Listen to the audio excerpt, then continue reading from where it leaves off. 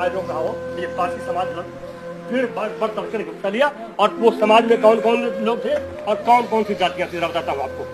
तो कोल भील नागर खटिक कैथवा सोने, ये जाति है पारसी समाज की। कोल भील नागर खटिक कैथवा सोने, और सीमा को सजाया चक्र व्यूह को रचाई के, और कमलिया धमलिया संधि हो रावतों ने राक्षसान पासियों की तेग चमकाई के, और राजपासी राजभर गुजर और यार खोने जीती है लड़ाई गाजर बार बार साई के। और पासियों ने भूलना पुरातन परंपरा को, वीरता निशानी है सपूत देश भारत की। तो सुनो माजरा बिजनौर गढ़ का, तन गाजर के सुनो हवाल।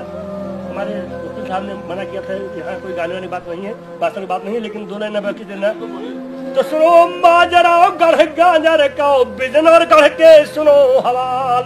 और नगर महोबा एक बस्ती है यही यूपी के दरमियान, और तहाँ के राजा चंदेला थे जिनको कहे राजा परिमाल। अरे आल्हा उदल जिनके घर में एक से एक दई के लाल, और बात बिगड़ गई चंदेला से आल्हा उदल दियो निकार। अरे आल्हा उदल मोहबे वाले कनवज किया चाकरी जाए, और राजा जयचंद कनवज वाले आल्हा उदल लियो बसाए। और 12 वर्ष का पैसा रोक्यो जो थे बिजली राजकुमार, और साथ में राजा पट्टी वाले ख्याल 7 पैर तलवार।